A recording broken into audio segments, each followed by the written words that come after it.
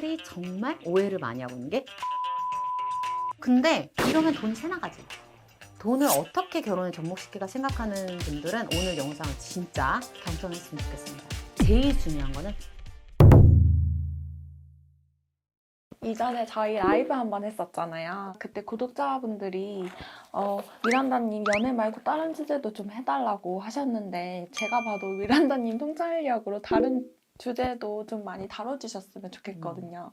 그럼 그래서 근데 제가 궁금한 거는, 결혼해서 좀 경제적인 문제로 많이 싸우잖아요. 그럼 미란다님처럼 결혼해서도 돈 때문에 이렇게 싸우지 않고 안 가난하게 계속 부자로 잘 살 수 있는 그런 방법이 있으면 그런 팁 좀 알려주세요. 오늘 우리가 좀 우리 피디님이 작정하고 돈 얘기하자 이렇게 얘기한 것 같은데, 내가 사실은 돈 얘기에 대해서 굉장히 많이 풀고 싶어. 우리 매덕님들이 보면 30대, 20대, 40대까지 이렇게 많으시거든. 근데 돈에 가장 열정적으로 올인할 때야. 사랑도 있지만, 근데 돈은 이제 시기 질투도 많고 여러 가지 이슈들이 있어서 내가 좀 조심하는데, 오늘 오케이. 결혼을 하잖아. 실제로 가장 많이 헤어지고 이혼하는 커플, 그리고 갈등 있는 커플, 단연코 여기 중심에는 뭐가 있다? 돈이 있다. 그렇다고 돈이 전부는 아니야. 이걸 전제로 깔고 얘기를 할게요. 결혼을 할 때 돈의 어떤 부분을 봐야 되냐, 그리고 여러 가지 사람들이 생각하고 있는 오해와 진실에 대한 얘기를 할 테니까, 결혼을 앞둔 커플 또는 20, 30대 돈을 어떻게 결혼에 접목시킬까 생각하는 분들은 오늘 영상을 진짜 경청했으면 좋겠습니다. 내가 어떤 남자랑 여자랑 결혼을 하려고 한다. 그러면 이들한테 나는 돈을 어떤 부분을 보러 가냐? 내 돈을 허용할 수 있는 사람의 범위를 정해라. 부부가 보통 결혼했을 때 돈 문제로 언제 터지는 줄 알아? 형이 지금 교통사고 내가지고 8천만 원 없으면 감옥 가게 생겼대. 어떡하지? 지금 돈이 없잖아. 우리 이거 대출금 갚고 뭐 하잖아. 그래도 해줘야지. 신용대출 받을게. 이런 식으로 문제가 시작되는 거야. 그럼 우리는 어떻게 먹고 살라고? 너가 사람이냐? 그럼 가족을 모르고 살라는 거야? 평균적으로 친인척 가운데 한두 명은 꼭 이슈가 생겨. 장모님이 문제가 생길 수도 있고, 처남이 문제가 생길 수도 있고, 아니면은 뭐 도련님일 수도 있고, 여러 가지 있어. 그러면 너랑 나랑 계획을 할 때 결혼 전에 얘기를 해야 돼. 예를 들면 얘는 형이 당연히 문제 생기면 대출해서 도와줘야 될 사람이야. 근데 배우자가 될 얘는 형을 왜 도와줘? 이럴 수 있어. 근데 이때는 뭐가 중요하냐면, 내 과거 경험도 반영을 하고 서로 논의해서 협의를 이끌어내야 된다. 나는 우리 엄마가 무슨 일이 생겨서 도와줘야 돼. 근데 내 남편은 예전 과거에 아빠 때문에 빚 보증금 갚느라 이 집이 파산한 집이야. 그런 과거의 경험이 있으면 이게 납득이 되겠어? 그런 걸 정할 때는 내가 어떤 일을 경험한 것도 같이 논의를 하면서 정확하게 정해야 된다. 자, 여기에 공통적으로 들어간 사람 누구야? 배우자? 그지? 무슨 생기면 공용해서 쓰겠지. 그리고 자녀. 보통 여기에는 이견이 없어. 그치? 야, 자녀가 무슨 생기는데, 그건 못 도와줘. 이런 사람은 극히 드물지? 네. 여기까지는 교집합이 돼. 근데 그 이유가 의견이 다를 수 있어. 그럼 우리가 어느 정도 한정치, 몇 번이라든지, 아니면 어떤 액수라든지, 여기 이상 우리 절대 안 된다. 그 범위, 그것을 서로 협의를 해라. 이게 진짜 중요한 겁니다. 두 번째, 내 10대부터 내 70대, 80대, 90대까지 우리가 살 수 있는 연령대까지 해서 내 미래 어떻게 살 것인가를 계획을 짜고 또 협의를 해야 한다. 그러니까 청사진 같은 건데, 어떻게 생각을 하면 되냐면, 내가 이 사람이랑 30대 초반에 만났어. 10대 때 어떤 삶이었는지도 체크를 하고, 20대 때 어떤 삶이었는지. 예를 들면 이거야. 1단계는 돈이 없어 죽을 뻔함. 2단계는 어느 정도 입에 풀칠을 함. 3단계는 너무 여유롭게 삶. 뭐 4단계는 사치를 부릴 정도로 여유로움. 뭐 이런 식으로 단계를 정해서 0부터 5까지 만족도를 좀 정해서 내가 어떻게 힘겹게 살았는지, 아니면 그냥 평범하게 살았는지에 대해서 체크하면서 우리가 함께하는 30대 이후부터 어떤 목표를 가질 것인지 서로 또 협의를 해야 돼. 내가 아는 부부야. 흔히들 말하는 고액, 엄청 고액을 버는 양쪽 부부야. 이 여자는 목표가 뭔지 알아? 80대, 70대 이때부터 완전 사치하면서 완전 부를 누리면서 편안하게 살고 싶대. 건물 몇 개 있고 막 이거야. 근데 남자는 뭐냐면 그냥 노후가 편안하기만 하면 되는 거야. 그러다 보니까 이 여자는 뭐라고 하냐면 나한테 맨날 말하는 게 내가 이렇게 뼈 빠지게 하고 이렇게 하는데 이걸 몰라준다고. 근데 이 남자는 지금이 너무 힘든 거야. 내가 이 정도 버는데 좀 베풀고 쓰면서 살고 싶은 거야. 이게 목표가 다른 거야. 그러니까 둘이 미친 듯이 안 맞는 거야. 근데 이거를 남들이 왈가왈가할 문제가 아니야. 지금 우리가 보기에 엄청난 금액을 벌잖아. 근데 뭐 세금도 나가고 많이 나가지. 근데 이렇게 살 수가 없거든. 근데 누군가가 봤을 때는 이게 굉장히 뭐야 배부른 소리 하고 이렇게 비난할 게 아니야. 예를 들면 김장훈 가수. 네. 자기 집은 없는데 주변에 기부는 몇십억 하잖아. 그런 사람이 남편이라고 생각해봐. 아까 말했던 그 언니랑. 그러면은 둘 다 좋은 사람인데도 불구하고 겁나 싸우는 거야. 이해했지? 그러니까 이게 굉장히 중요한, 청사진 그리는 게 굉장히 중요한데 이게 다들 잘 사는 걸 바라지. 근데 잘 사는 것도 그냥 여유롭게 남의 손 안 벌리고 사는 거냐, 아니면 겁나 좋은 차에 겁나 좋은 건물에서 그냥 세를 팍팍팍 받으면서 사는 거냐, 다 다르다. 이거를 굉장히 놓친 커플들이 많을 거야.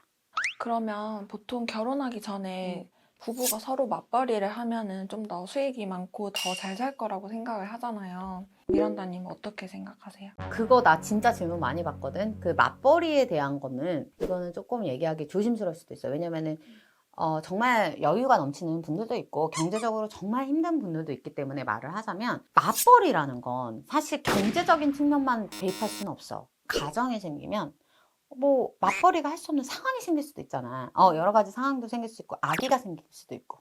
그러면 아기를 누가 봐? 아기의 양육이 우선이 되는 거잖아. 경제적인 것보다. 그래서 이런 여러 가지 요소가 있지만 사람들이 정말 오해를 많이 하고 있는 게 무조건 맞벌이 부부가 잘 산다? 삑. 맞벌이 부부가 못 사는 집도 많아. 물론 양쪽 다 엄청 잘 벌어. 그러면 당연히 절대적인 합산량이 많으니까 맞벌이 부부가 잘 살겠지. 그런데 돈이 들어오는 건 한정돼 있잖아. 월급이 물론 너무 많은 사람도 있지만 어느 정도 평균치라고 생각했을 때 이 월급을 어떻게 굴리는지, 어떻게 목돈을 만드는지 재테크하는 스킬이 굉장히 똑똑한 가정주부들도 많아. 그런 사람들이 만약에 남편의 시드머니를 잘 굴리잖아. 아니면 반대로 아내가 굉장히 능력 있어. 근데 남편이 굉장히 집안 내조를 잘하는 분들도 요즘 많거든. 그런 분이 아내의 시드머니를 잘 굴려. 그런 사람들은 맞벌이 둘 버는 것보다 훨씬 더 뛰어난 가정의 자산을 이끌 수 있거든. 너무 많이 봤어.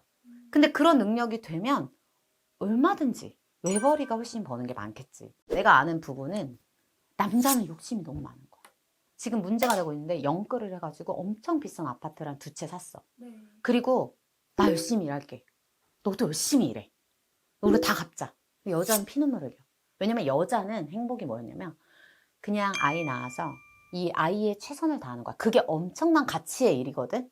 근데 이 남자도 틀린 건 아니야. 근데 여자도 틀린 건 아니야. 왜냐면 아이를 기르고 몇 명씩 이렇게 하는 여자들은 엄청 대단한 에너지를 쏟는 거거든. 그래서 어떻게 맞벌이를 하느냐, 어떻게 가정주부를 하냐에 따라서 완전 달라지는 게임인 것 같아. 그래서 무조건 맞벌이를 해야 경제적으로 우위에 선다? B. 그러면 부부끼리 돈 관리를 어떻게 하는 게 제일 바람직할까요? 내가 늘 말하지만 부부간에 정답은 없기 때문에 그 부부만의 패턴이 다 다르잖아. 누군가는 자영업자, 누군가는 사업가, 누군가는 뭐 선생님, 공무원, 누군가는 직장인, 뭐 여러 가지 직업군이 있는데 그 패턴이 다르기 때문에 제일 중요한 거는 둘 간의 협의. 근데 요즘 내 주변 부부들도 되게 많더라고. 서로 연봉 모르고 그냥 각자 관리. 나는 너무 신기해서 언니 그러면은 뭐 영화 보러 가면 누가 내요? 관리비는 누가 내요? 나 이런 게 진짜 물어봐. 어떻게 각자 관리하냐? 지갑 색도 모른대. 근데 그런 커플들이 너무 많아. 반이야. 근데 이러면 돈 새 나가지. 한 명이 관리하는 거 나는 추천해. 무조건. 그리고 연말정산도 그렇고 나중에 일가구 뭐 혜택 받고 이런 것도 부부 합산이야. 근데 따로 국밥을 하면 내가 진짜 내 돈을 많이 벌어가 나가지고 집을 사고 싶어도 내가 세제 혜택을 받을 때도 남편이랑 합산돼서 혜택을 받기 때문에 못 받을 수도 있어. 근데 이혼할 건가? 왜 좀 따로 관리하는 게 좀 약간 수상하지 않아? 일단 합산을 하고 한 명이 관리할 때는 잘하는 사람이 해야 돼. 여자가 할 거 남자가 할 거 아니야. 투명하게. 우리 월 지출은 이렇게 되고 이렇게 해가지고 우리가 다음 달에 이렇게 해서 우리가 이런 적금을 들고 있고 이렇게 펀드를 하고 있고 뭐 이렇게 얘기를 하는 거지. 단 여기서 이해관계가 복잡한 뭐 사업가나 자기 업을 하시는 분들은 이게 투명하기 쉽지가 않아. 왜냐면 이게 우후죽순이기 때문에. 그럴 때는 뭐 생활비를 주거나 뭐 이런 식으로 할 수 있는데, 일반 직장인이라던가 어떻게 좀 월급이 좀 일정한 사람들은 투명해야 된다고 봐. 양쪽 다. 만약에 내가 못 벌어. 근데 못 버는 거 알고 결혼했잖아? 못 버는 못 번 만큼 거기서 맞춰 살면 돼. 맞춰 살면 되는 건데 이걸 숨긴다? 그거는 정말 틀렸다고 생각해. 보통 사람들이, 부부들이 결혼해서 싸우는 이유를 이 사람이 돈을 못 벌어서 싸운다? 이거 아니야. 사업하는 사람들은 물론 망해서 그럴 수 있겠지만, 사업을 하는 남자를 선택했을 때 여자는 망할 수도 있다는 거를 내재하고 있어야 돼. 그럼 좋을 때만 내 남잔가? 그거는 감당해야 된다는 거야. 그리고 뭐 예를 들면 공무원이나 안정적인 직군을 선호하는 분들도 많잖아. 그거는 잘 살 필요는 없어도 어느 정도 안정적으로 가고 싶다. 이런 분들은 그렇게 선택하는 거고. 그리고 그냥 직장인들 변화 없겠지만 우리가 여러 가지 사고도 있고 뭐 잘릴 수도 있고 여러 가지 있어. 그거는 내 복이야. 내가 감당해야 될 거야. 가난할 때 결혼을 했는데 이 사람이 대박이 터졌어. 그것도 내 복이야. 그리고 정말 부자일 때 결혼했는데 쫄딱 망했어. 그것 또한 같이 이겨내고 힘든 걸 감당하는 게 내 복이야. 피디님 지금 생각이 많아진 것 같은데. 진짜 저 오늘 처음 들어보는 내용이고 음. 너무 많이 배워가는 것 같아요. 내가 이거를 여기서 말한 게 정말 이거 복 받은 줄 알아야 돼.